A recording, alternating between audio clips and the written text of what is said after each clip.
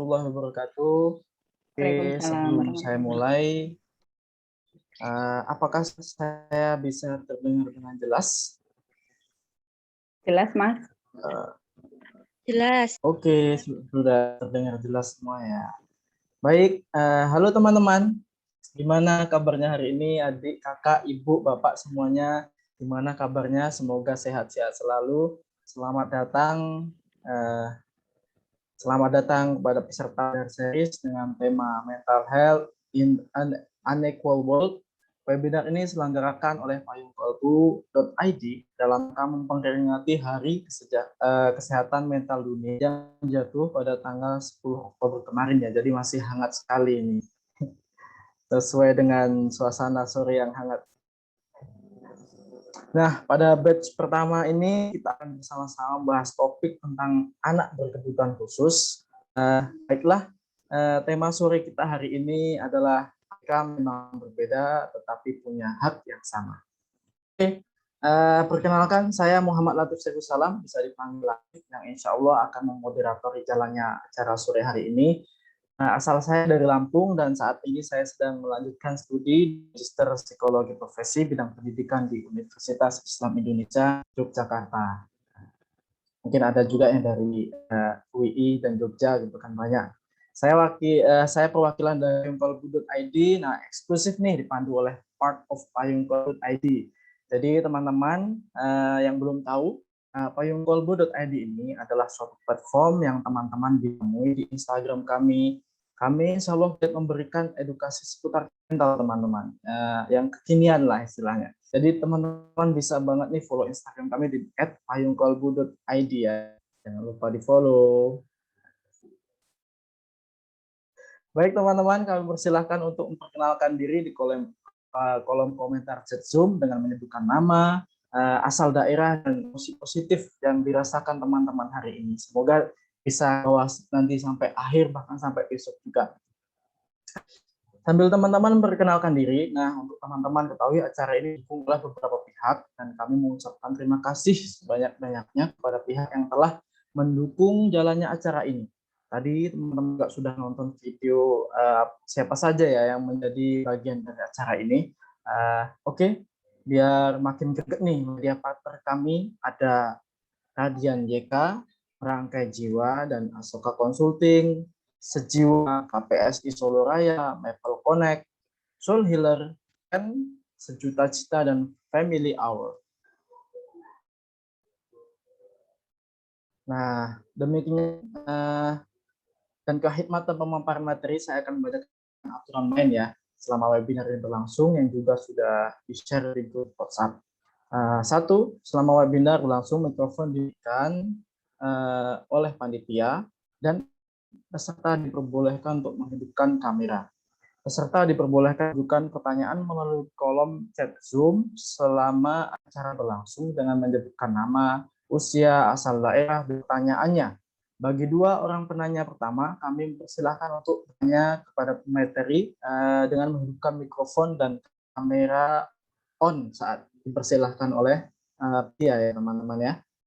Nah, selanjutnya tersedia voucher diskon 25% untuk konsul dengan psikolog Payung Kolbu bagi 3 peserta yang posting story webinar hari ini yang paling menarik dan kreatif. Nanti akan dipilih oleh tim. Begitu. Selanjutnya, sertifikat bisa didapatkan setelah selesai mengisi evaluasi dan link evaluasi akan dibagikan panitia pada kolom chat Zoom saat acara berlangsung. Nah, jadi jangan sampai terlewat ya teman-teman, nanti dicek kolom chat Zoom-nya teman-teman di sini di Zoom-nya. Pengumuman pemenang akan disampaikan melalui grup WhatsApp dengan sesi ini ditutup. Jadi stay tune di grup WhatsApp ya. Jangan keluarin dulu gitu. Keluar dari grup dulu. Nah, untuk mempersingkat waktu, saya akan membacakan kurikulum vitae dari pemateri kita hari ini. Baiklah. Beliau adalah Bu Admila Rosada, seorang psikolog klinis, pengajar, penulis, juga trainer dengan kekayaan pengalaman dalam pendidikan inklusif selama 15 tahun. Wah, paten sekali deh pokoknya kalau untuk acara hari ini. Saat ini, Bu Mila merupakan CEO di Wisesa Consulting. Sebentar teman-teman.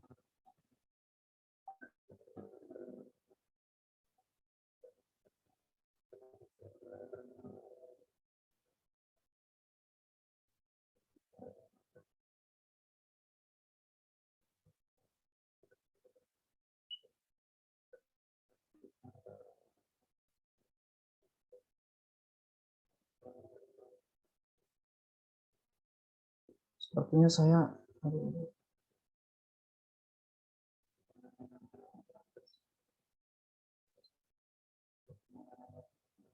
apakah masih terhubung teman-teman?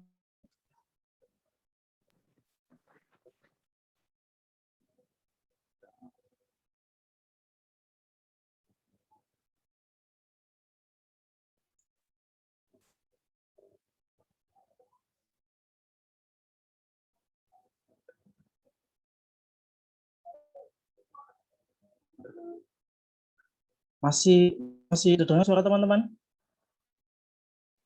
Terdengar. Oke, kok Tadi sepertinya nggak saya ada. ada gangguan. Tadi nggak ada suaranya. Ya. Iya. Oh iya, waduh maaf sekali nih teman-teman. Aduh, jadi terganggu ya. Aduh. Baiklah saya perkenalkan buat Mila Rosada ini pengalaman sudah 15 tahun di bidang inklusi. Jadi sangat tepat sekali untuk acara kita sore hari ini. Saat ini Bu Mila merupakan CEO di Wisesa Consulting yang banyak bergerak dalam bidang konseling psikologi, pelatihan guru dan orang tua, pendidikan sekolah atau empowering ya Bu ya. Nah, Bu Mila juga merupakan konselor psikologi di klinik Prasanti dengan keahlian empathic love therapy yang beberapa waktu lalu juga saya ikut dalam bedah bukunya Bu. Jadi saya juga sedikit cicipi terapi khususnya secara virtual gitu. Iya. Ya. Bu Mila juga sering diundang sebagai tamu di Universitas Gadjah Mada dan Universitas Islam Indonesia khususnya tentang pendidikan inklusi dan anak berkebutuhan khusus gitu ya. Oke. Mila ini spesialisasinya udah cocok banget teman-teman dengan tema kita hari ini. Jadi beliau memang sudah salah satu area praktek yang ada di pendidikan inklusi dan ABK begitu. Pengalaman bidang pendidikan anak berkebutuhan khusus sudah tidak diragukan lagi gitu ya. Bu Mila juga produktif menulis di antaranya buku pendidikan multikultural, strategi mengelola keberagaman di sekolah tahun 2019, buku literasi dan kelas inklusi, refleksi 7 praktisi pendidikan inklusi tahun 2019, menjadi guru kreatif, praktik-praktik pembelajaran di sekolah, inklusi, dan belum lagi publikasi-publikasi dan pengalaman lain yang kalau disebutkan semua mungkin bisa selesai sendiri webinar ini membahas beliau ya kan. Ini hanya sekelumit dan sedikitnya saja gitu. Nah, so simak terus ya. Kemudian Bu Mila juga ahli master profesi psikologi bidang klinis Universitas Gadjah Mada 2015. Kalau teman-teman pengen kepo-kepo bisa akun Instagram Bu Mila. Boleh nggak Bu? Di follow Boleh, Bu? boleh. Boleh, ya boleh. Di @mila_rosada dan beliau ini juga aktif seputar psikologi. Ya, jadi bisa disimak tuh sharing-sharingnya tentang psikologi gitu ya. Oke, sudah sekarang kami undang untuk bergabung bersama kami. Silahkan Bu Mila. Baik, ya. Terima kasih Halo Mas Bu Latif. Mila, Assalamualaikum. Waalaikumsalam warahmatullahi wabarakatuh, Mas Latif. Selamat sore. Selamat sore Bu. Ya, ini kecanggihan teknologi ya, Sehat Mas Bu, Latif. acaranya lancar. Mas Latif di Lampung, saya di Jogja, dan teman-teman peserta dari seluruh Nusantara nih luar biasa ya kita terhubung. Iya, iya saya juga dia nyangka ini banyak juga yang ikut ternyata Bu ya. Alhamdulillah, ya. Dan ada dari Jawa Alhamdulillah. Timur, dari Kalimantan, tadi dari Medan. Semangat sekali. Iya. Dari Mas Padahal ini Samra weekend ya, wah loh, super Mas. sekali memang. Iya, padahal ini weekend malam minggu loh. Semangat belajar luar biasa nih Iya, Bapak Ibu ini. semangat belajarnya tinggi sekali Bu ini teman-teman. Iya, oh ini dari Ya. Jambi, oke. Ibu Jadi, Betty dari Jambi. Terima kasih wah, partisipasinya. ya. Ya. Pokoknya baiklah, mungkin langsung kita mulai saja Bu. Baik, Sekarang waktu dan Zoom saya persilahkan kepada Bu Mila. baik. Ya, terima kasih Mas Latif yang sudah membuka acara dengan sangat baik, sangat renyah gitu ya. Baik, saya mulai. Selamat sore. Assalamualaikum warahmatullahi wabarakatuh. Waalaikumsalam warahmatullahi Waalaikumsalam wabarakatuh. warahmatullahi wabarakatuh. Pertama-tama saya mengucapkan terima kasih yang sebesar-besarnya kepada payungkolbu.id atas kepercayaan, kesempatan untuk saya bisa tergabung dalam webinar ini dalam rangka memperingati Hari Kesehatan Mental Sedunia, ya, yang betul jatuh di tanggal 10 Oktober kemarin, yang mana temanya adalah tentang kesetaraan di dunia yang rasanya tidak setara ini, gitu. Saya melihat Payung Kolbu memiliki semangat yang luar biasa. Saya lihat dari Instagramnya, kepo-kepo Instagramnya Payung Kolbu, luar biasa sekali tentang kampanye tentang pendidikan atau tentang kesehatan mental, begitu ya, aktif sekali. Termasuk series ini juga mengangkat tentang kesehatan mental. Nah, sore ini perkenankanlah saya akan membahas khususnya terfokus pada tema anak berkebutuhan khusus. Kenapa anak berkebutuhan khusus? Karena salah satu individu yang sering mendapatkan diskriminasi atau ketidaksetaraan adalah anak berkebutuhan khusus. Begitu. Maka hari ini kita akan banyak membahas tentang anak berkebutuhan khusus. Lalu yang kedua, saya juga mengapresiasi Bapak Ibu, teman-teman yang hadir sore ini. Ada sekitar ini 43 orang ya yang hadir. Semangat sekali Sabtu sore menjelang malam Minggu gitu ya, bersedia untuk belajar. Keren sekali. Ya, Lalu yang keren ketiga, sekali. saya sangat berharap nanti kita interaktif ya, Mas Latif dan Bapak Ibu teman-teman yang lain. Kita optimalkan waktu, insya Allah nanti sampai pukul 5:30, 17.30, interaktif saja. Jadi kita ngobrol, banyak interaktif. Saya menyediakan PPT, namun nanti kita akan banyak refleksi, kita akan banyak diskusi gitu ya, supaya tidak hanya satu arah nih diskusinya gitu. Nah, mohon izin saya share screen ya Bapak Ibu.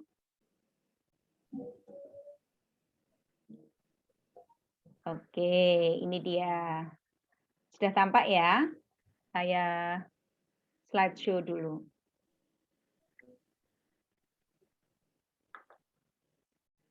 Baik.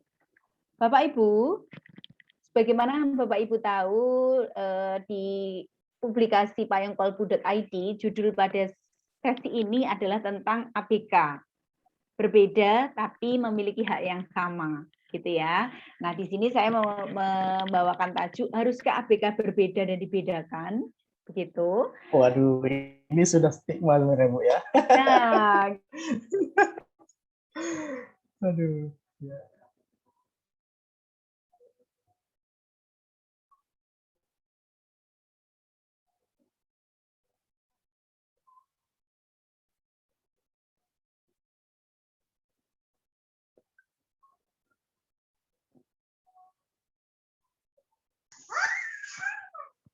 Ini apakah suaranya hilang, Kak? Mungkin iya, ini dari Bu Admila juga berhenti. Bu Admila kayaknya Bentar, nggak ada teman-teman. suaranya tiba-tiba. Iya, iya. Bentar ya teman-teman, mohon bersabar karena ini, waduh, ada segera bergabung kembali.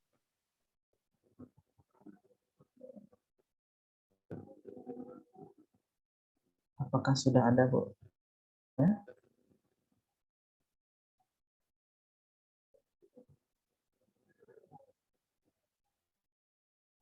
Masih banyak yang masuk ya teman-teman ya. Oh iya, sekedar mengingatkan nanti teman-teman juga bisa menyampaikan pertanyaan gitu di kolom chat Zoom selagi Bu Milanya menyampaikan materi gitu. Nah, selamat datang Bu.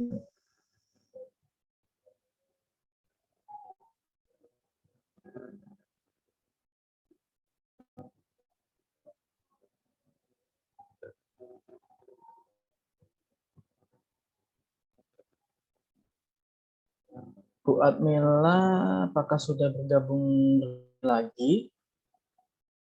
Oke, sudah Mas. Mohon maaf saya kelempar. Oke, oke. Iya, iya Bu. Ternyata. Oke, sudah slide saya sudah bisa tayang ya? Sudah bisa tayang, Bu. Oke, terima kasih. Jadi Bapak Ibu, sebagaimana tadi sudah saya sampaikan sebelum saya terlempar tentang ABK ini. Jangan-jangan ABK ini adalah sebuah stigma, sebuah label yang kita sematkan pada seorang anak yang memiliki kebutuhan khusus. Maka nanti kita akan banyak refleksi, kita akan banyak memaknai kembali begitu tentang ABK ini. Tadi sudah disebutkan, dikenalkan oleh Mas Latif, saya 15 tahun terakhir memang banyak berkecimpung di dunia pendidikan inklusi. Ketahuan sekali ya, saya sudah senior ya berarti Mas Latif. Sudah 15 tahun pengalamannya gitu ya. Kelihatan tua Wah, berarti saya ya. sudah sering sekali berguru dengan Ibu. Sangat senior. Kelihatan tua, ya baik. Ya, saya banyak berkecimpung di dunia pendidikan inklusi Bapak Ibu sejak tahun 2002 lebih tepatnya. Saya ini tadi sudah disebutkan Mas Latif, saya sejak 2002 itu sudah jadi guru. Saya mengawali diri menjadi guru PAUD inklusi di Kota Jogja. Lalu lanjut 14 tahun di Sekolah Tumbuh Yogyakarta, juga mulai dari guru sampai menjadi kepala pusat studi inklusi di Sekolah Tumbuh. Lalu saya berinisiatif untuk mandiri begitu, dan saat ini saya sebagai psikolog associate di Prasanti Yogyakarta dan ngisi-ngisi dan pelatihan guru, kemudian pernah menjadi konsultan di Purwokerto, dan ini terakhir tahun ini menjadi tim ahli di penyusunan standar pendidikan khusus dari BSNP atau yang sekarang menjadi pusat standar dan kebijakan milik Kementerian Pendidikan gitu. Seperti itu. Nah, nanti segala pengalaman ini sebenarnya tidak akan lebih bermakna ketika saya menjadi seorang ibu, Bapak Ibu. Jadi sebenarnya pengalaman yang ingin saya bagikan justru bagaimana pengalaman saya ketika berinteraksi dengan anak saya sendiri begitu. Anak saya kalau di label ABK sebenarnya tidak, tetapi dia punya kebutuhan khusus gitu. Anak saya 3, yang terakhir ini dia punya kebutuhan khusus pada hambatan pendengaran di telinga kanannya. Jadi dia lahir prematur dan telinga kanannya itu tuli total. Telinga kirinya berfungsi normal. Sehingga kalau secara fisiologis dia memang berkebutuhan khusus, tetapi dia tidak di label ABK. Nah, ini gimana nih? Nanti kita akan banyak diskusi nih di sini. Sebenarnya ABK itu yang gimana Ya, sih begitu ya Mas Latif ya. Ya, menarik Gitu. sekali ini sebenarnya Bu. Gitu, Menarik ya tentunya, betul. kan? Nah, maka ini nanti flow-nya seperti ini, teman-teman, Bapak Ibu, refleksi awal, nanti ada kita refleksi, lalu kita ada diskusi dengan materi utama, dan nanti baru tanya jawab, begitu. Nah, kita mau refleksi dulu, Mas Latif. Kira-kira Bapak Ya. Ibu nanti silahkan menuliskan di kolom chat, siapa sih yang menurut Bapak Ibu itu disebut dengan ABK itu, yang disebut ABK itu siapa sih? Gitu. Oh, ya. Monggo. Silakan teman-teman bisa menuliskan di kolom komentar Zoom refleksinya bagaimana. Siapa sih yang disebut anak-anak berkebutuhan khusus begitu ya Bu ya? Iya. Menurut teman-teman atau mungkin pernah menjumpai begitu. Iya, sebenarnya siapa sih yang disebut ABK kalau ya. menurut teman-teman? Oh ya, ini ada yang jawab Bu. Kalau menurut saya ketika anak memiliki hambatan-hambatan, maka disebut berkebutuhan khusus. Oke. Yang memiliki hambatan.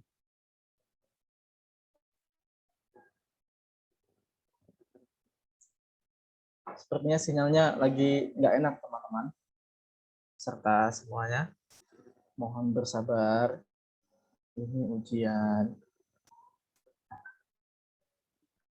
Begini ya, kalau sinyalnya tidak stabil gitu.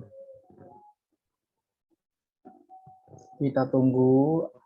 Mungkin teman-teman bisa menambah lagi ini di kolom chat Zoom, diperkaya lagi pengetahuan tentang siapakah yang disebut anak berkebutuhan khusus itu ya teman-teman ya. Kemudian ada yang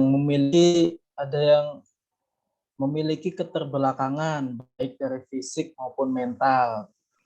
Apakah ini semuanya atau enggak, itu bisa jadi salah satunya saja Bu ya. Hambatan baik dari segi fisik maupun life skill. Oh, ada yang menjawab dari segi hambatan dari segi fisik maupun life skill Bu. Jadi sangat beragam sekali. Karena yang memiliki karakteristik berbeda daripada umumnya. Iya. Banyak Bu ini macam jawabannya ini. Iya, baik. Anak memiliki keterbatasan fisik, psikis, akademik. Jadi kata kuncinya keterbatasan ya, anak punya keterbatasan. Lalu keistimewaan. Keistimewaan, Pak. Ada keterbatasan dan keluar biasaan. Baik fisik maupun mental. Ya, terima kasih Bapak Ibu. Hambatan, keterbatasan, keistimewaan, keluar biasaan. Lalu hambatannya bisa beragam dari sisinya. Baik. Sekarang pertanyaan saya atas keterbatasan, hambatan, keluar biasaan itu kemudian apakah lantas kita sematkan ketika seorang anak punya hambatan, keterbatasan, lalu berarti dia berkebutuhan khusus, begitu Bapak Ibu? Tidak, Kak, tidak. Jadi bagaimana kalau tidak? Saya juga pasti punya keterbatasan gitu kan semua. Iya betul Mas, setiap kita punya keterbatasan, baik fisik maupun mental. Dalam hal perlu asesmen lengkap, tidak boleh sembarang labeling. Ya, Ibu Aditya Kurniasi. Perlu asesmen lengkap, tidak boleh sembarang labeling. Tidak lantas kita serta-merta menyematkan dia ABK, gitu. Saya mungkin bisa menceritakan klien saya yang baru-baru ini saya jumpai di ruang konseling saya, baru minggu kemarin. Jadi orang tuanya datang itu dengan keluhan anaknya memiliki kecemasan yang berlebihan. Jadi anak ini perempuan usia 12 tahun, kelas 6 SD, dia seringkali cemas ketika menghadapi situasi baru. Misalnya, dia kan sudah lama nih PJJ ya, pembelajaran jarak jauh. Nah, mulai minggu yang lalu itu mulai PTMT, pembelajaran tatap muka terbatas gitu ya. Nah, anak ini itu sampai nggak bisa tidur.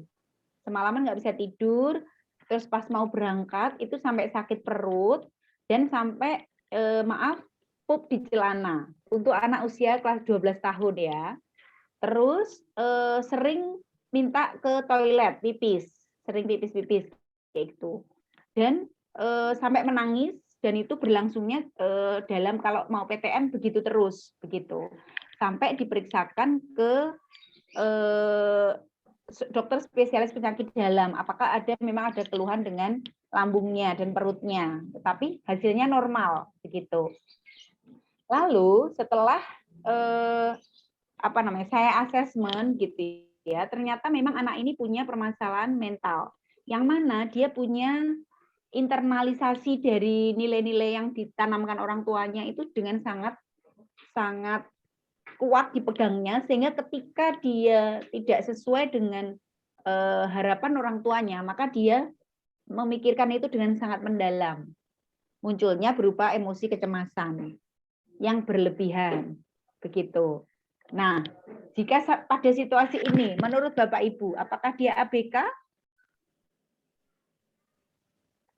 Bagaimana? Itu bisa sangat pada situasi ini kompleks sekali ya. Iya, begitu. Anak ini saya cek tidak punya hambatan kognitif, bagus, intelijensinya bagus, di atas rata-rata bahkan begitu. Prestasi akademiknya bagus. Dia juga sering mengikuti ajang prestasi, lomba-lomba. Tetapi dalam menghadapi situasi seperti itu, dia mengalami masalah emosi. Gitu. Oke, berarti tidak, menurut Pak Alif ini tidak berkebutuhan khusus. Ya, Oke. Mbak Adit, Bu Adit Ada ya yang tidak juga ingin tidak menanggapi? setuju. Ternyata tidak melulu ya tentang apa ya hambatan-hambatannya Bu ya yang terlihat. Ya, betul, Mas Latif. Iya. Aku kok ragu ya, kata Pak. Kok ragu ya? Ragu, Wow. apa nih? Sudah mulai ragu nih ya. Oke. Apa nih? Ini Bapak atau Ibu ya? Kalau Aditya Kurniasi ini, Ibu Kurnia. Artinya Oh, ibu. Ibu Aditya Kurniasi. Oke, ragu kenapa, Bu? Iya. Anak ini sampai dibawa ke psikolog karena ada gangguan-gangguan kecemasan yang berlangsung sekitar 1 minggu. Begitu. Ya, saya boleh menanggapi sebentar. Tapi mohon Oh. maaf, saya tutup kamera karena sinyal di sini kurang bagus. Jadi kalau saya buka Oke. itu putus-putus. Boleh, Ibu, Oh, monggo. tidak apa-apa. Ya, Suaranya jadi terdengar. saya sebenarnya tadi mau jawab tidak, tapi ketika saya memikirkan karena saya masih belajar nih Bu, kebetulan saya masih belajar tentang ini karena memang penasaran tentang berkebutuhan khusus.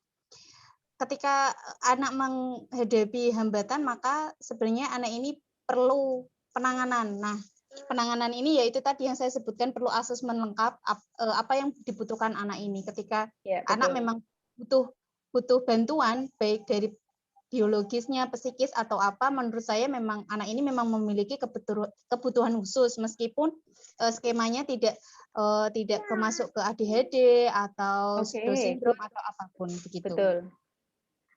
Oke. Begitu menurut saya, makanya saya bilang ragu-ragu. Berarti Sebenarnya selama ini, Ibu iya, berarti selama ini Ibu memiliki paradigma tentang ABK itu yang berkaitan dengan ADHD, autis, mental retardasi, Down syndrome, begitu Ibu? Iya Ibu, karena kan begini, saya background dulu ya Bu, background saya kan guru PAUD nih. Oke. Nah, saya mulai tertarik dengan ABK itu ketika tahun 2017 baru, karena saya menemukan, saya menerima anak yang berkebutuhan khusus, sedangkan di perkuliahan saya itu hanya pengenalan saja, tidak sampai ke Iya. tindakan. Nah, ketika itu saya merasa, oh Oke. saya sepertinya salah nih penanganannya. Nah, ketika itu saya belajar melalui online terus tentang ABK ini. Itu saya Baik. belum nemu yang clear, Bu. Artinya apa sih yang disebut anak ABK? Karena ketika saya pernah belajar pun ternyata saya juga ABK gitu, karena saya orang yang butuh penanganan khusus untuk sesuatu hal gitu kan. Oke. Ternyata saya juga orang yang berkebutuhan khusus Oke. juga gitu. Nah, itu saya masih menggali, makanya saya tadi agak ragu gitu. Karena saya merasa saya juga orang yang berkebutuhan khusus. Begitu, Bu. Oke, baik. Wow, luar biasa sekali. Terima kasih Bu Aditya sharingnya. Jadi betul ya, begitu teman-teman. Kita perlu hati-hati, jangan sampai terjebak dengan label. Begitu. Memang ada kriteria anak-anak dengan kebutuhan khusus itu yang kalau secara klinis itu diatur di DSM-5 saat ini yang menjadi panduan secara internasional itu DSM-5 saat ini, yang mana di situ rinci sekali anak-anak dengan yang terkategori menjadi anak berkebutuhan khusus begitu. Nah, ini Mas Latif nih ahlinya kalau yang dari Maprodik ini ya. Begitu. Saya kan juga diajar Ibu. Tetapi begini, yang perlu saya sampaikan di sini supaya kita tidak terjebak di dalam label, begitu ya, Bapak Ibu. Kita perlu melihat anak itu sebagai anak dengan segala kebutuhannya. Begitu. Klien saya tadi di sekolahnya sama sekali tidak berlabel ABK. Tetapi kalau kita abai dengan kebutuhan itu, oh dia bukan ABK kok gitu ya. Bisa jadi dia kemudian gurunya tidak memperhatikan hal-hal yang terperinci seperti ini. Gitu. Kalau settingnya misalnya sudah sekolah pada reguler gitu ya, PTM reguler begitu. Karena kenapa saya bilang begini? Karena ternyata riwayat anak ini dengan keluhan kecemasan ini sudah sejak TK. Jadi sering sekali sejak TK itu anaknya dari rumah ke sekolah yang berjarak sekitar 5 kilo gitu ya, itu mampir ke pom bensin atau ke Indomaret untuk minta pipis itu berkali-kali menurut ibunya. Tetapi ini tidak menjadi perhatian yang serius dibandingkan yang sekarang akhirnya sampai dikonsulkan ke psikolog begitu.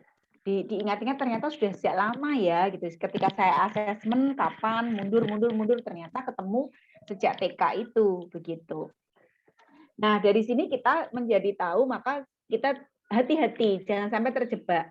Selain terjebak anak yang rupanya tidak berlabel ABK, tidak kita label punya kebutuhan tertentu, dan sebaliknya, kita juga perlu tidak terjebak bahwa anak yang jelas-jelas memiliki diagnosa secara klinis, dia terdiagnosa memiliki kebutuhan spesial, nah kita juga kemudian terjebak tidak memberikan fasilitasi yang sebenarnya dia mampu untuk menuju anak yang reguler. Di situ Bapak Ibu yang kita perlu hati-hati. Itu loh yang disebut dengan stigma. Itu misalnya, anak ABK itu sebaiknya sekolahnya di SLB. Nah, karena kita sudah terjebak pada berkebutuhan khusus, maka harus di SLB, itu sudah menjadi stigma. Padahal anak punya kebutuhan-kebutuhan yang masih bisa kita lihat, kita asesmen. Nah, tadi kata kuncinya betul, asesmen. Jadi tidak hanya tentang labelnya, begitu. Nah, nanti kita akan lihat benang merahnya dari refleksi yang saat ini kita baru saja lakukan. Baik, terima kasih. Kita lanjut ke slide selanjutnya. Nah, ini ada satu video, Bapak Ibu saya tayangkan dulu. Video ini harapannya bisa mengajak kita untuk berefleksi tentang anak berkebutuhan khusus. Ini ada satu video singkat dari UNESCO yang bisa kita nikmati bersama. Monggo sebentar. Saya belum share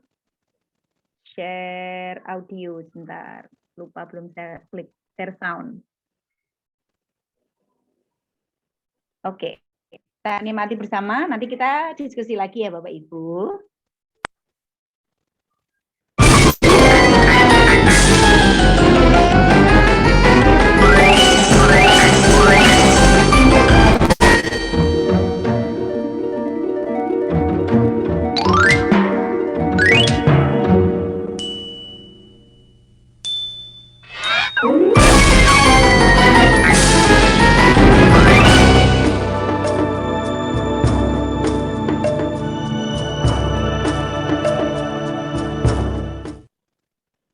Oke, coba saya ulangi sekali lagi supaya lebih jelas karena ini sangat cepat dan singkat untuk videonya.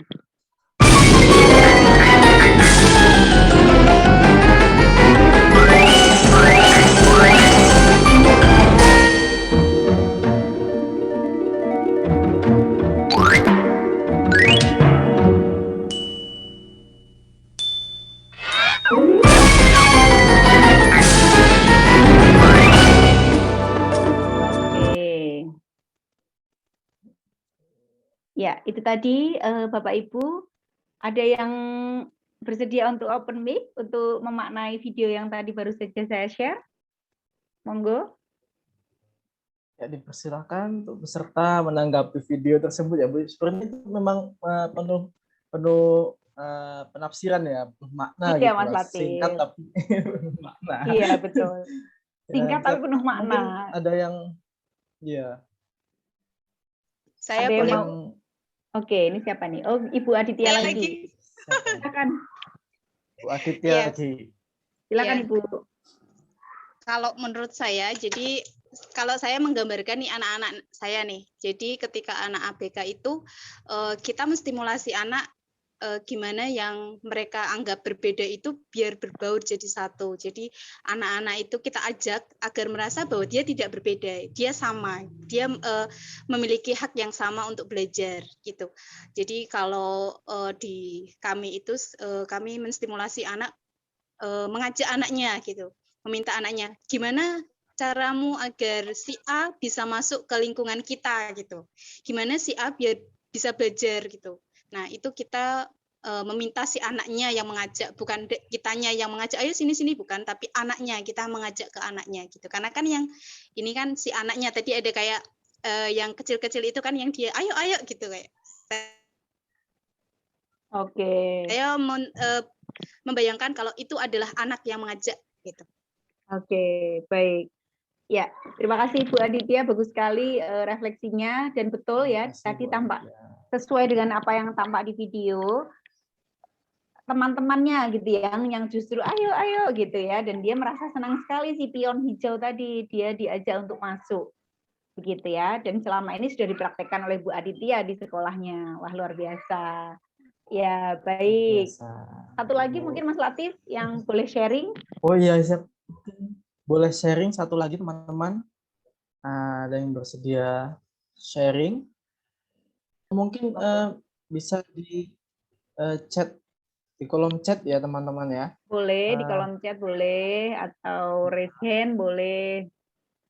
Raise hand boleh, atau mungkin tadi Mic tidak off cam, boleh. suaranya saja gitu kan. Open mic saja gitu. Open mic boleh, nggak harus open cam ya. Oke. Ya. Karena memang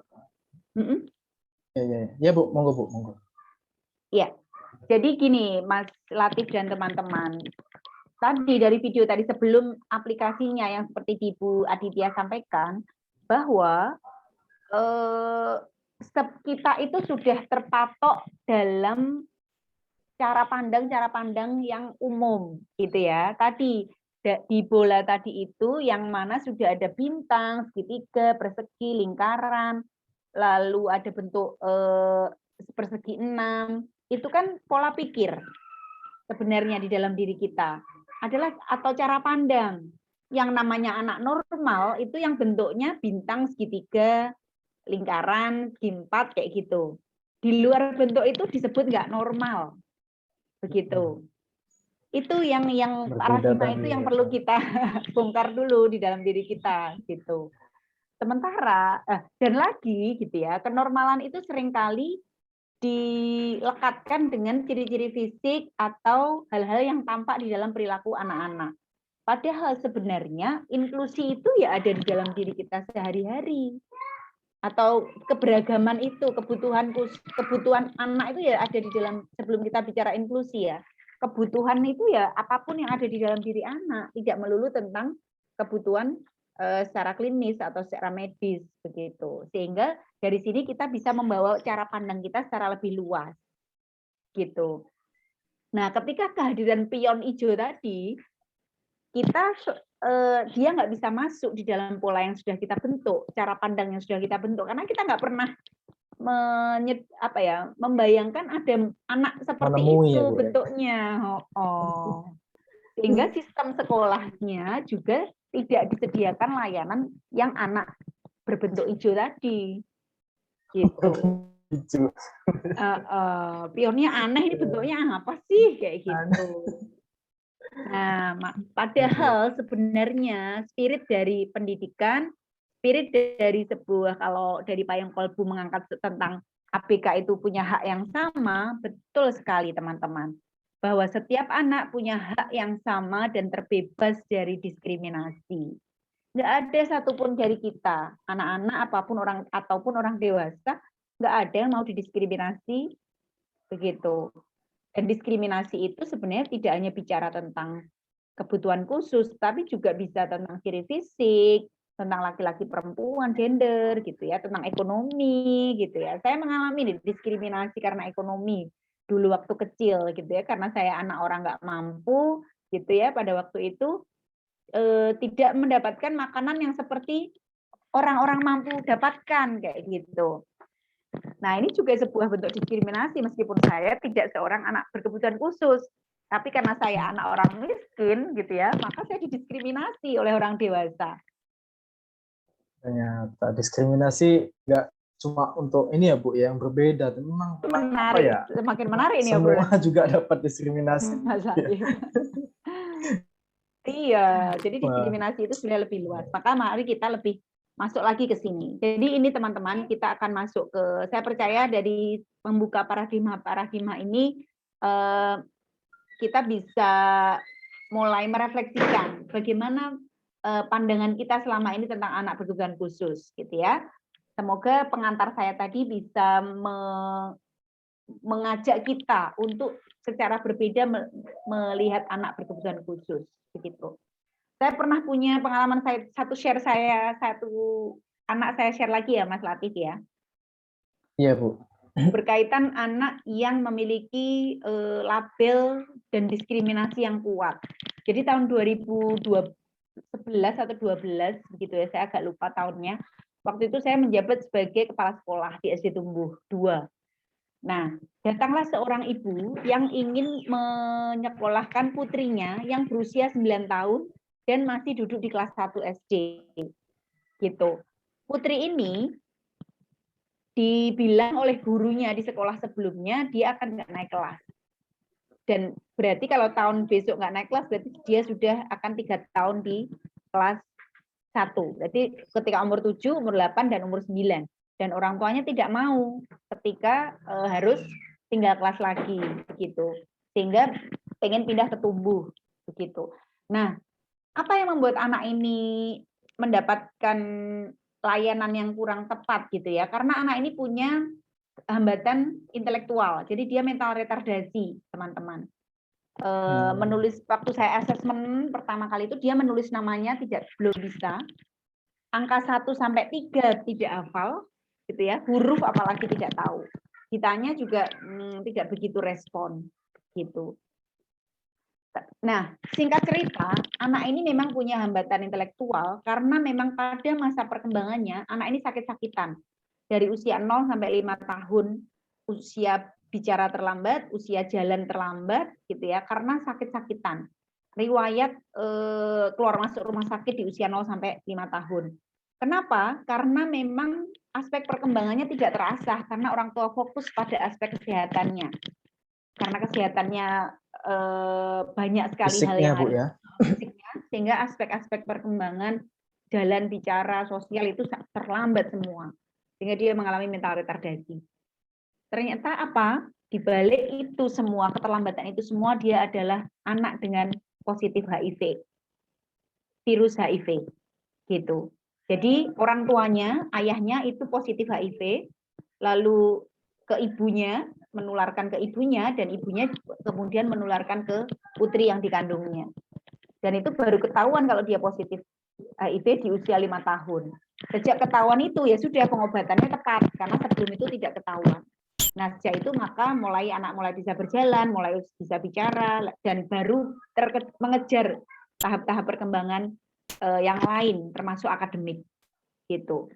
Nah, Bapak Ibu, dari sini kita bisa melihat ternyata anak untuk menjadi berlabel atau kemudian dia didiagnosa memiliki kebutuhan-kebutuhan yang khas, itu tidak hanya faktor anak itu sendiri, Bapak Ibu.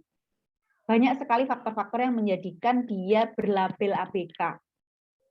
Gitu ya. Ini ada 6 kurang lebih yang saya angkat di sini gitu ya. Ketika dia di SD negeri gitu ya, dia mendapatkan diskriminasi karena dia tidak mendapatkan layanan pendidikan yang mengakomodasi kebutuhannya. Sampai 9 tahun dia tidak bisa menulis namanya, dia tidak tahu huruf, tidak tahu angka gitu ya, tetapi oleh sistem di sekolah itu ditarik untuk tetap mengikuti kurikulum yang standar. Anak kelas 1 itu ya harus bisa baca, harus bisa 1 sampai 50, angka 1 sampai 50. Lah kalau dia 1 sampai 3 aja nggak tahu, tidak bisa ditarik sampai 1 sampai 50 begitu. Maka itu yang menjadikan dia kemudian berlabel ABK karena sistem pendidikannya yang tidak mengakomodasi. Begitu. Lalu ada faktor budaya gitu ya. Budaya di kita juga begitu, anak yang lambat belajar, anak yang belum bisa jalan di usia 1 tahun atau 1,5 tahun, itu berarti anak yang terlambat. Banyak juga mungkin cibiran atau label-label yang segera disematkan, gimana sih anak ini telat, atau orang tuanya juga kurang aware atau malu misalnya mau membawakan konsultasi ke ahli begitu ya. Jadi banyak sekali faktor-faktor yang menjadikan anak itu kemudian memiliki kebutuhan khusus. Pada slide ini saya ingin menyampaikan dua hal, Mas Latif dan teman-teman.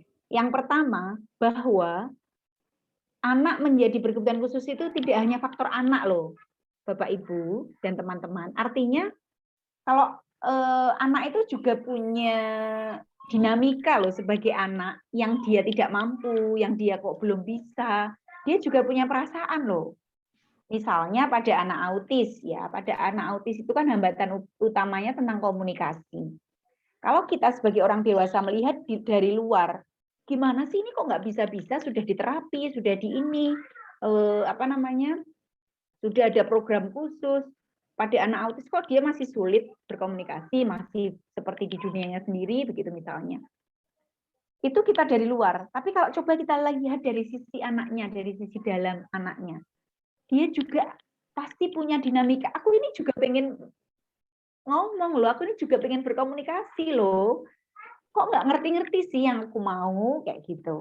Dengan caranya sendiri, dengan tantrumnya, dengan menangisnya, gitu ya. Karena orang-orang seperti nggak ngerti aku, kayak gitu. Maka di sini loh, Bapak Ibu yang ingin saya sampaikan yang pertama bahwa ABK itu faktornya tidak hanya tentang anak itu sendiri yang menjadikan dia berlabel ABK. Ya, banyak faktor seperti yang tadi sudah saya jelaskan. Yang kedua, maka karena faktornya banyak tidak hanya tentang anak itu, maka saya mengajak kita semua yang hadir di sini untuk berperan. Apa yang bisa kita lakukan sekecil mungkin, sedekat di mana kita berada untuk membantu anak-anak atau orang tua yang punya anak berkebutuhan khusus supaya bisa lebih mampu berkembang dan menjadi dirinya sendiri tanpa berat menanggung label atau stigma dari kita sebagai lingkungan terdekatnya. Itu hal yang ingin saya sampaikan di sini. Karena dengan penerimaan dari kita, dengan cara kita melihat, cara kita merespon ketika misalnya dia berperilaku dalam tanda petik aneh gitu ya, itu mempengaruhi loh tumbuh kembangnya. Sekecil itu loh Bapak Ibu.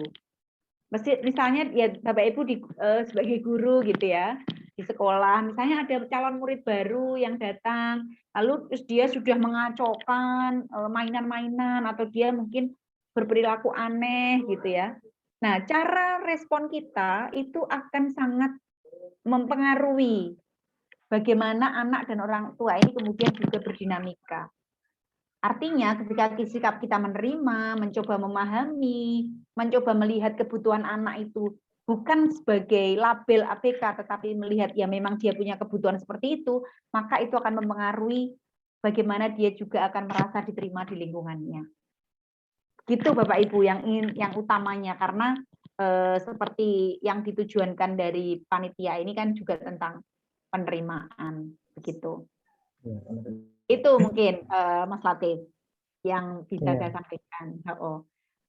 Nah, sebelum ke ternyata memang Bu ya mungkin mereka juga karena tidak diterima, banyak yang kurang bisa menerima, itu mungkin dari dirinya juga malah rentan atau sering mengalami keputusasaan sendiri mungkin Bu ya, anak-anak itu Bu ya. Nah, respon dari luar yang tidak tepat begitu. Iya, betul. Betul, Mas Latif, betul sekali gitu. Jadi memang faktor lingkungan itu mempengaruhi bagaimana tumbuh kembang anak gitu. Jadi tidak hanya tentang anak dan keluarganya itu sendiri gitu loh. Tapi lingkungan itu juga kemudian menumbuhkan kesempatan-kesempatan anak untuk lebih berkembang. Begitu. Nah, ini ada tanggapan nih dari Bu Aditya Kurniasih. Berarti sistem pendidikan yang tidak bisa memberikan pemenuhan belajar anak juga bisa menjadi faktor ya, Bu. Tepat sekali Bu Aditya. Betul. Gitu. Kalau kita menjumpai anak dengan kebutuhan khusus dan kemudian sistem pendidikan yang ada terdekat dengan anak itu tidak bisa memberikan layanan pendidikan, ya dia akan semakin kesulitan gitu ya untuk mengembangkan aspek-aspek perkembangannya. Begitu. Sehingga harapannya melalui sesi ini kita bisa mengkampanyekan bahwa setiap anak itu berhak untuk mendapatkan pendidikan yang layak, pendidikan yang penuh penerimaan, keterbukaan, seperti itu. Nah, nanti ini Tidak sesi selanjutnya kita perbedaan akan bahas di sesi tentang inklusi gitu, Mas. Mungkin mau ada diskusi baik. dulu tentang Ada ABK dulu diskusi. sebelum kita masuk ke inklusi. Ya baik teman-teman, boleh peserta boleh menuliskan atau mungkin ada yang mau on mic ya, Ya, boleh. atau bertanya atau merespon mungkin Bu ya, boleh kolom komentar nanti kita bacakan gitu kan. Iya, boleh. Ini analoginya Teman-teman, mungkin apakah sambil menunggu komentar dari Bapak Ibu peserta iya. ya, Mas Latif. Saya mau sharing sedikit Ya. aja tentang tanggung jawab sosial. Mesti gini, analogi yang tadi saya sampaikan bahwa ABK itu juga tanggung jawab lingkungan dalam hal ini tadi ya yang saya sampaikan tentang ini gitu ya, bahwa faktor lingkungan, faktor budaya gitu ya, faktor sistem pendidikan, sistem pemerintahan kita gitu ya.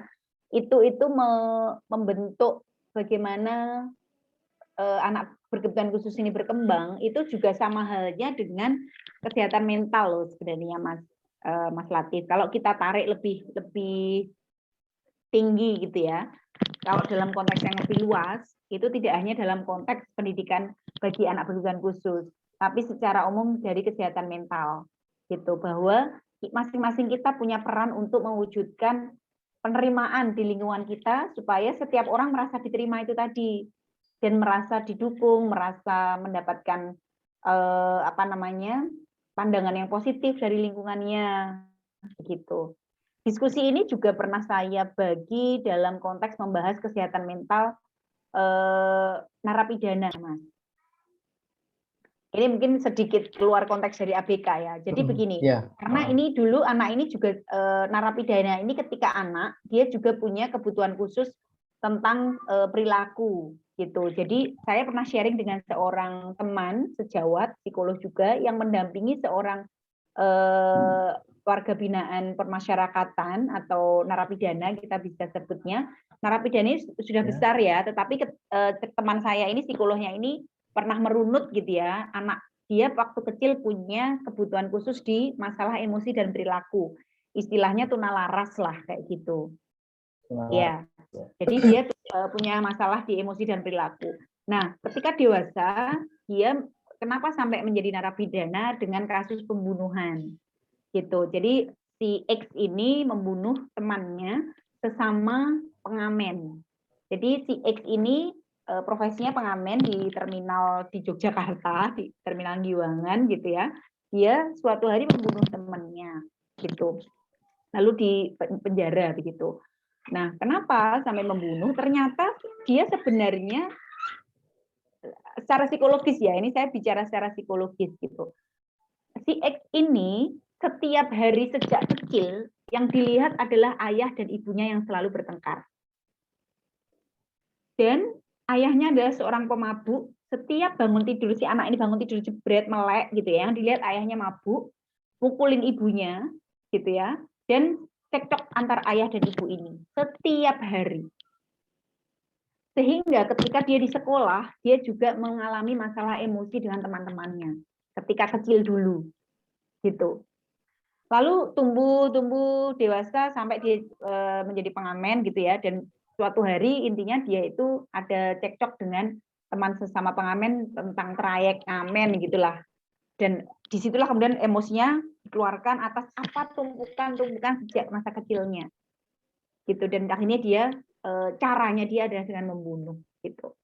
Nah, refleksi kami pada waktu itu dengan sesama teman psikolog ini adalah, apakah kita hanya bisa melihat bahwa faktor si X ini adalah hanya si anak ini atau si individu ini yang kemudian bersalah?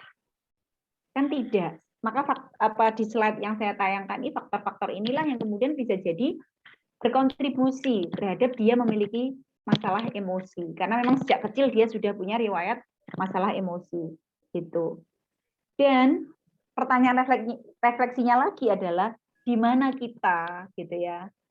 Kita sebenarnya punya peran kan dalam mewujudkan tentang kesehatan mental anak gitu. Kalau bicara konteks Yogyakarta ya mungkin lingkungan terdekat dia, tetangga-tetangganya gimana selama ini, sistem RT-nya gimana kalau tahu tentang keluarga ini yang penuh dengan permasalahan, orang tua yang seperti itu gitu ya. Sehingga sebuah peristiwa, sebuah case gitu ya, tidak bisa kita lihat hanya tunggal gitu. Sama halnya dengan ABK ini gitu. Saya banyak menjumpai klien-klien saya yang memang dia punya kebutuhan khusus, dan itu saya melihatnya dari faktor-faktor yang lebih kompleks gitu. Misalnya, oh orang tuanya ternyata tidak tinggal bersama dia.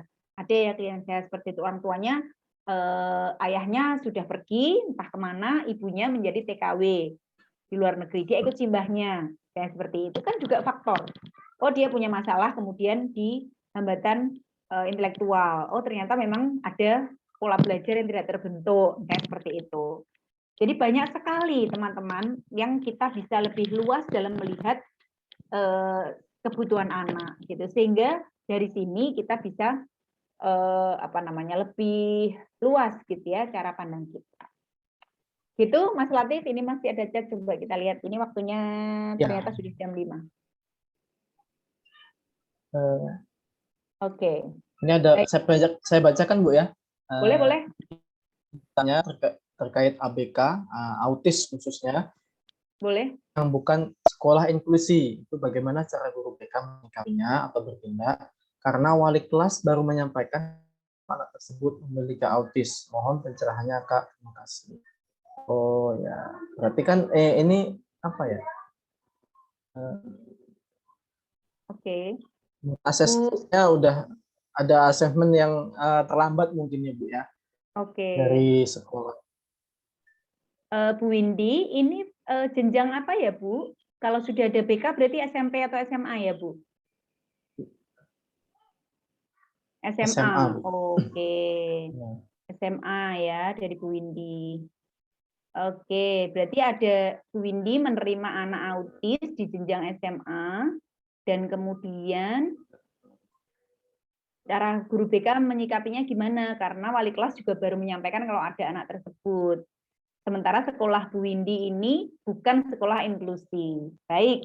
Nah, sebelum pertanyaan itu karena nyambung Mas dengan filosofi inklusi, saya selesaikan slide yang filosofi inklusi dulu ya Mas Latif.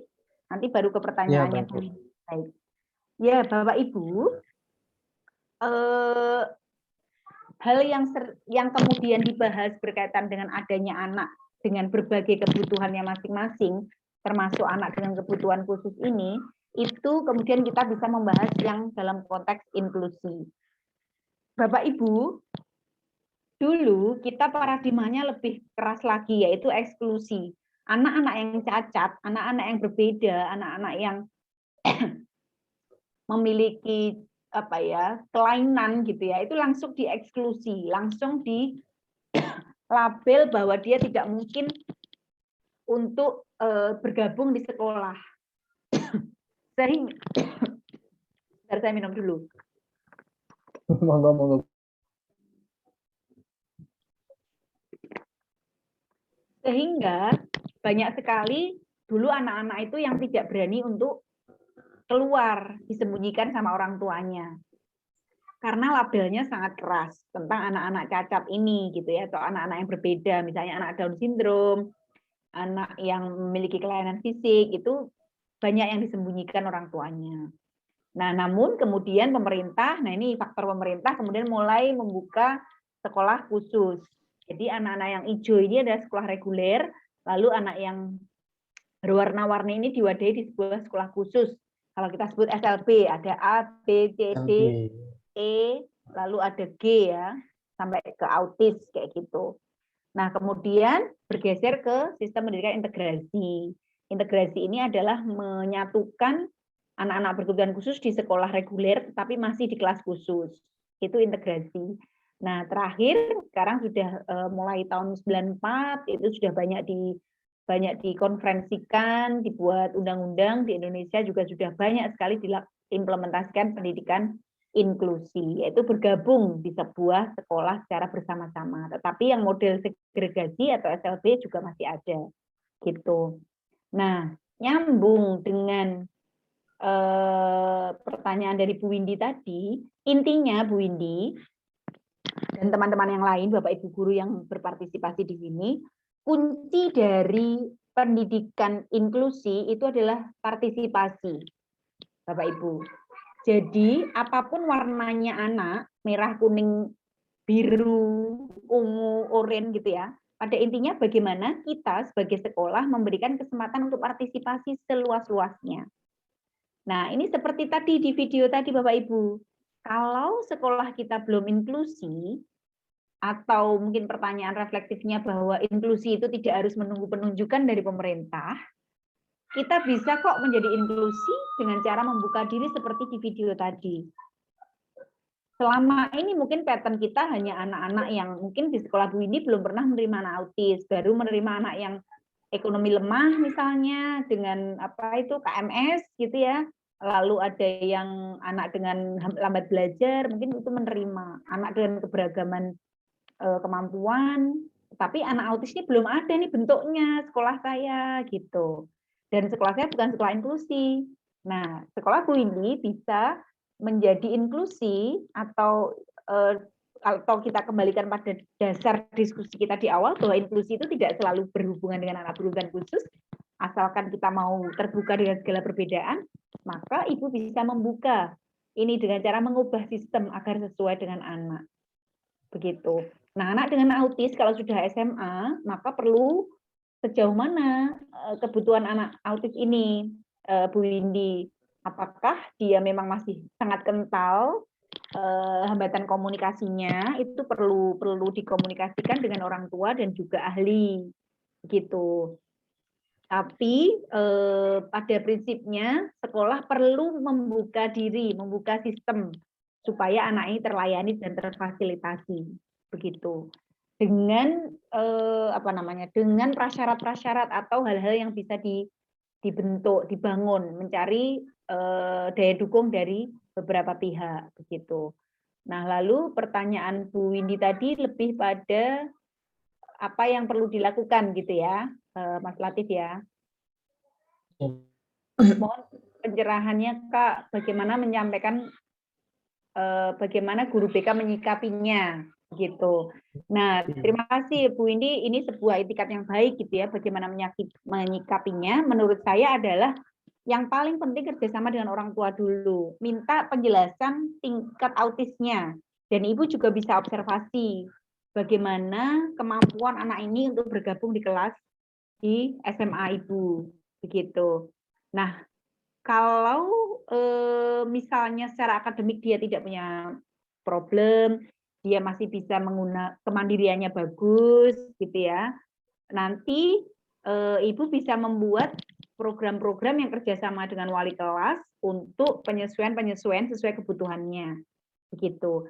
Dan saya percaya bahwa terapis terbaik untuk anak-anak dengan kebutuhan khusus itu adalah lingkungan, Bu. Saya sangat percaya itu. Saya 15 tahun di Tumbuh itu, saya melihat perkembangan anak-anak autis, anak-anak ADHD, anak dengan Down syndrome itu perkembangannya pesat karena dukungan dari lingkungannya yang paling utama dari teman-temannya. Maka ibu sebagai guru BK bisa mengoptimalkan peran peer teman sebaya untuk bisa menjadi support system bagi anak tersebut. Lagi-lagi kuncinya di penerimaan, Bu. Kalau anak yang diterima, tidak dilabel, kemudian dibantu, didukung, dirangkul, anak ini akan menunjukkan perkembangan yang luar biasa. Gitu. Lagi-lagi kita punya peran untuk bisa mendukung tumbuh kembang anak tersebut. Itu Mas Latif. Baik Bu. Ya ini slide saya terakhir karena di dalam inklusi itu banyak sekali nilai-nilai, banyak sekali values, kemudian filosofi-filosofi yang semuanya tentang kebaikan, semuanya tentang bagaimana kita menjadi individu yang sehat, gitu ya. Karena di sana ada kesetaraan, ada partisipasi, ada menghargai keberagaman, ada tanpa kekerasan, cinta kasih, keindahan, kebijaksanaan, ada penghargaan hak-hak, kejujuran, optimisme, dan lain sebagainya. Ini beberapa yang terkait dengan nilai-nilai inklusi. Maka kalau kita mau tadi ya ingin membuka sekolah inklusi, kalau Bapak Ibu di sini berkecimpung di dunia pendidikan yang beragam gitu ya, maka kata kunci dari inklusi adalah mewujudkan nilai-nilai yang ada di bunga ini di dalam praktek-praktek nyata. Begitu. Jadi bagaimana nilai-nilai ini bisa diwujudkan dalam praktek nyata, dalam bentuk kebijakan, dalam bentuk pembelajaran, dalam bentuk praktek sehari-hari. Begitu, Mas Latif. Saya kembalikan. Oh iya, baik sekali. Ini ternyata memang penerimaan dari lingkungan itu ya juga apa ya sekali Bu ya untuk Iya, anak-anak betul. yang menghilangkan stigma atau label itu gitu. Jadi Iya, biar mereka bisa baur seperti itu. iya. Baik, tadi Betul. satu pertanyaan dari pertanyaan tadi Bu. Mungkin lebih Iya, ke ini Bu, apa yang dari Bu Aditya yang terakhir ini. iya. Kekurangan fisik, tangan. Mungkin ini apakah Bu Aditya ini anak Bu Aditya sendiri atau mungkin ini pertanyaan titipan? Saya bacakan, anak saya memiliki kurang fisik, dan kiri jarinya hanya 2, tapi menurut saya dia tidak memiliki hambatan apapun. Dia normal dan bisa menggunakan jarinya seperti orang lain. Pertanyaannya, bagaimana cara membangun percaya anak bahwa meski dia berbeda tapi harus tetap bersyukur. Jadi sikap mungkin ya. Lebih pengembangan dirinya mungkin Bu ya. Baik. Ya, terima kasih Bu Aditya atas pertanyaannya. Nanti kalau Bu Windy ada hal yang ingin ditanggapi kembali, silakan ya Bu Windy atas respon saya Iya, tadi. silakan. Oke. Untuk Bu Aditya yang memiliki putranya tadi jari kirinya hanya 2 gitu ya. Lalu gimana cara menumbuhkan kepercayaan diri dan tetap bersyukur? Saya percaya bahwa Bu Aditya pasti sudah melakukan banyak pendekatan ke Ananda, gitu ya Bu ya. Pasti sudah banyak ngobrol, banyak memberikan dukungan, motivasi, banyak pasti sudah dilakukan itu, gitu. Nah, tadi juga disebutkan anak bisa melakukan aktivitas tanpa hambatan, bisa melakukan aktivitas biasa seperti orang pada umumnya, gitu ya. Nah, yang mungkin tadi di balik pertanyaan Bu Aditya adalah menumbuhkan kepercayaan diri, berarti ada kekhawatiran, ada kemungkinan anak saya nggak percaya diri begitu. Nah, ada 2 hal Bu yang ingin saya respon. Bagaimana cara menumbuhkan kepercayaan diri? Yang pertama, dari sisi ibu dan ayahnya dulu. Ya, yang perlu diproses juga adalah ayah dan ibu, Bu Aditya dan Bapak gitu ya, perlu memproses diri juga dalam penerimaan kondisi anak. Karena ketika orang tua sudah mampu menerima kondisi anak, maka anak juga akan mampu menerima dirinya. Sehingga dia akan pede untuk menunjukkan dirinya kepada umum, kepada orang lain. Gitu. Saya percaya juga pasti Bapak Ibu juga punya proses ya, sejak anak ini lahir, mengetahui jarinya 2, begitu pasti ada proses. Itu bukan proses yang instan. Sama halnya dengan saya ketika tahu diagnosa anak saya pada telinga kanannya gitu. Tapi lagi-lagi saya percaya pasti Bu Aditya berproses atas ini. Maka bagaimana menumbuhkan kepercayaan diri ke anak? Yang pertama, orang tuanya dulu menerima dulu kondisi anak. Tunjukkan itu dan sampaikan itu. Lalu yang kedua, di level anaknya, Bapak Ibu. Seringkali kita itu memberi motivasi ke anak itu langsung ke solusinya. Nggak apa-apa ya nak, jarimu seperti ini kan tanda lahir dari Allah, misalnya seperti itu. Tanda lahir dari Tuhan. Terus nggak apa-apa, buktinya kamu bisa makan biasa, kamu bisa beraktivitas biasa, nggak apa-apa loh, gitu. Kita bersyukur, gitu. Nah biasanya kita memberi nasihatnya langsung ke perilaku yang harus dilakukan atau sikap yang harus diambil gitu. Nah, yang perlu Bapak atau Ibu Aditya dan Bapak lakukan adalah mendengar perasaannya gitu. Jadi bisa jadi dia memiliki perasaan ketika dia memiliki jari 2, hanya 2 gitu ya. Itu yang perlu banyak didengar. Artinya ketika misalnya dia ketemu orang lain, dikomentari temennya, kok jarimu cuma 2, mungkin dia punya perasaan, itu yang perlu didengar. Aku sedih, mah, misalnya kayak gitu. Aku sedih, tadi ada temen yang ngolokin aku, nah itu yang didengar. Oh gitu ya nak ya, terus gimana gitu. Jadi menjadi teman dengar dia itu akan memfasilitasi emosi-emosi dia, lalu baru dimasukkan apa namanya ajakan-ajakan untuk lebih bersyukur, untuk menerima diri seperti itu, supaya emosinya itu tersalurkan tanpa langsung melompat pada apa yang tadi itu solusi-solusi yang harus dilakukan itu. Itu mungkin Bu Aditya respon saya 2 hal. Ternyata penerimaan yang harus dilakukan itu nggak cuma penerimaan fisik, tapi juga penerimaan emosional juga, Bu ya. Iya betul sekali. Jadi menyeluruh gitu. Iya. Iya. Ya betul sekali Mas Latif. Bu Aditya atau Pak Aditya, semoga bisa mendampingi anaknya dengan maksimal. Iya. Iya. Oh ya, silakan teman-teman untuk mengisi, mungkin link presensinya sudah tersedia di kolom Zoom gitu, chat Zoom. Dan gimana Bu, kita terima satu pertanyaan lagi mungkin Bu ya? Oh ya, ini ada satu pertanyaan nih, Ya. underachiever. Coba boleh dibacakan Ya. Mas Latif? Oh ya, boleh, masih ada saya waktu. Nur Fitria. Ya, izin bertanya Bu, saya seorang mahasiswa BK, bimbingan konseling mungkin Bu ya, yang mempelajari sedikit tentang anak ABK dan inklusi. Ketika mempelajari kita, saya menemukan satu kasus yang anak teridentifikasi underachiever.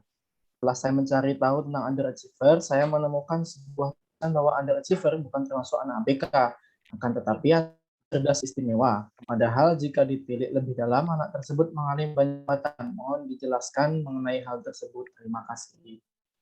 Oke. Nah, baik, terima kasih Mbak Nur Fitria, ada mahasiswa ini ya, luar biasa ikut, semangat sekali. Baik, sebelum saya menjawab tentang underachiever, saya mau menyampaikan lagi nih, ini bukti dari pertanyaan Mbak Nur Fitria ini, bukti adalah bahwa ABK itu benar-benar label ya teman-teman, benar-benar stigma gitu ya. Oh kalau underachiever itu nggak termasuk ABK gitu. Dari literatur yang dibaca Mbak Nur Fitria itu gitu. Jadi literatur itu mungkin lebih mengulik bahwa ABK itu yang memang berkebutuhan khusus secara jelas gitu ya, secara medis gitu. Nah, maka sekali lagi saya mengajak kita semua yang hadir di sini untuk jangan terjebak pada label. Mari kita lihat anak itu sebagai anak yang memang memiliki kebutuhan, tidak hanya terjebak pada label. Maka kalau misalnya pada kasus Mbak Nur Fitria ini, anak dengan underachiever, dia tidak termasuk ABK gitu ya, ya mungkin kita jadi akan abai, oh dia nggak ABK kok gitu. Nah, jadi maka kita harus lebih lihat kebutuhannya. Pada kasusnya Mbak Nur Fitria ini gitu ya, anak dengan underachiever ini perlu digali Mbak, perlu digali. Kenapa dia memiliki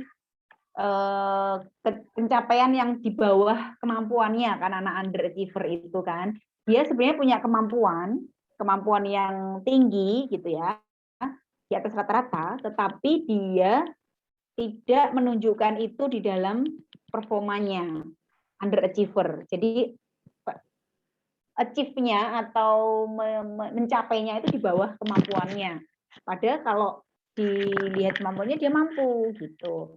Nah, maka yang perlu ditilik lebih jauh adalah faktor-faktor apa yang membuat dia underachiever.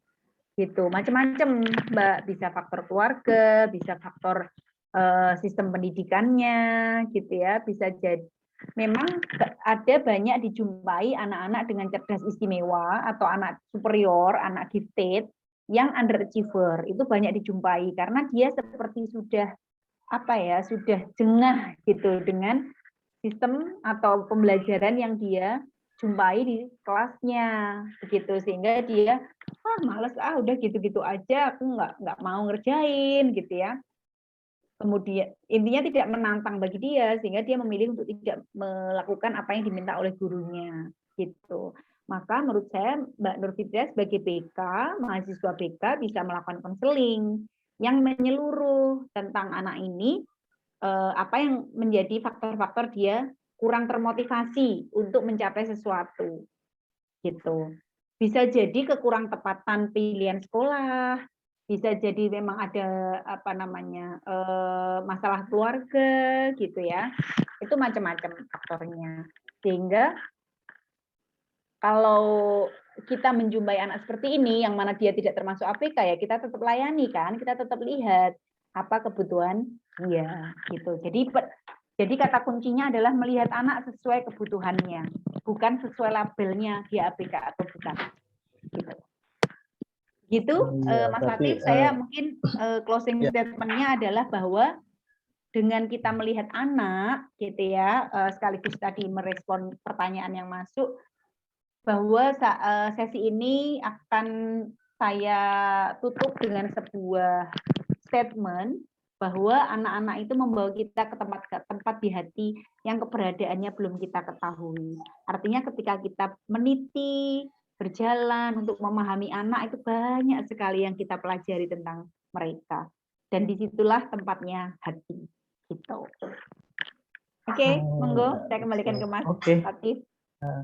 Ya, demikianlah mungkin terasa waktunya begitu Iya, singkat ternyata ya. sudah mau Ada 6 ya. masih banyak yang harus dibahas ini kan. Dan saya juga udah mulai mendung banget Bu di sini, jadi sinyalnya agak saya gitu nggak ya. bisa nampilin video begitu ya. Oh ya, diingatkan untuk ada Doorpress ya teman-teman bagi yang upload apa ya foto di Instastory-nya dengan caption yang menarik begitu. Terus sebelum kita tutup ini ada ini di panitia untuk foto bersama Bu. Jadi foto bersama dulu Bu. Meskipun saya tanpa ini saya stop share dulu ya. Tampak muka kan. Ya. Begitu ya teman-teman yang bisa saya sampaikan. Mohon maaf jika ada yang kurang berkenan. Selanjutnya jika ada hal yang ingin dikomunikasikan, saya bisa dihubungi di Facebook dan Instagram. Monggo bisa di follow pada akun Instagram saya. Ya. Gitu. Sekali lagi terima kasih. Sampai jumpa pada event selanjutnya. Ya. Foto dulu Bu ya. Oke, siap. Panitia akan memfoto ini. Kepada teman-teman peserta webinar, boleh minta tolong on cam sebentar ya buat foto bersama. Yuk on cam. Oke, on cam. Oke, saya salah. Ini ada 2 slide, jadi teman-teman kan nggak tahu ada di slide sebelah mana, jadi boleh minta tolong senyum terus ya. Sampai kering. Sampai kering giginya. Siap. 1, 2, 3. Sebentar ya.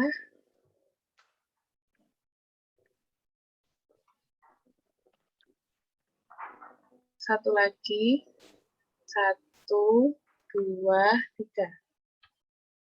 Oke, terima kasih teman-teman, ibu-ibu dan bapak-bapak. Ada yang di mobil. Terima kasih teman-teman, ibu-ibu, bapak semuanya. Terima kasih Bu Mila, semoga ilmunya bermanfaat bagi kita semua dan menambah wawasan pengetahuan anak ABK. Semoga bisa bertemu di lain waktu ya Bu ya. Ya Mas Latif, terima kasih sekali. Sukses untuk teman-teman Payung Kolbu. Ya, baiklah saya boleh izinkan saya menutup acara ini dengan sebuah pantun ya Bu ya teman-teman. Gitu. Silakan.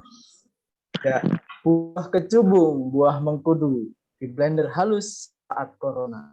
Ikut webinar di Payung Kolbu, mental sehat banyak manfaatnya. Terima kasih. Oke. Terima kasih. Terima kasih teman-teman. Terima kasih Bu Admila. Sampai jumpa kembali. Halo Bu Aditya. Oke, boleh di tepuk tangan di emoticon mungkin ya. Apa itu namanya pokoknya? Ini yang si kecil tadi Bu Aditya yang diceritain tadi. Enggak, yang nomor 2 Bu, ini nomor 3. Oh, sama ya, anak kita banyak ya Bu. Oh iya. Ya. Mungkin tadi memang prosesnya agak panjang Bu, memang yang jenengan ceritakan. Iya, I know it. I feel you, Bu. I feel you. Halo. Halo. Pasti panjang, ya. Saya tahu rasanya. Mas, nanti boleh ini ya, nanti apa kayak Instagram tadi kan saya belum lengkap ya. Nanti bisa di grup gitu ya. Saya pengen Iya. Bu Admila nih, kayaknya perlu belajar banyak ini. Boleh, Oh boleh, iya, Bu. silakan iya Bu. Iya. Nanti Ini Payung Kalbu itu teman-teman Maprodi QII toh? Mapro UI, Jadi ada ada klinis, klinis, ada pendidikan. Oh gitu, Wow. mantap, luar biasa. Makanya ada Mbak Jihan, ada Mbak Dari, yang namanya nggak asing dulu, saya pernah ngisi. udah biasa gitu terdengar ya. Syafira, ya luar biasa. Oh, Mapro ya, berarti Mapro. Tapi, UGM sih, Bu. oh ada UGM juga? Iya. Oh ya ya mantap. Ya itu bagus itu apa Instagramnya saya lihat banyak sekali kampanye-kampanye kesehatan mental. Makasih Bu atas waktunya, kesediaan pada pagi. Iya, Bu. Ada Oh Bikin iya satu- Mbak Nadila juga ya. Dulu ada di kelas. Ya Bu, bener Bu. Iya iya. Ini ingat jadi sesi saya. reuni nih. Iya. Mungkin boleh ini Mbak Hani kalau mau di end meeting ya? Ya. Biar terclose. Oke, baik. Sampai jumpa ya teman-teman. Terima kasih. Sampai jumpa. Sampai jumpa Bu. Assalamualaikum, Bu. Terima kasih, Bu. Ya, terima kasih Mas Wati. PN ya. Ya. Ya. Oke.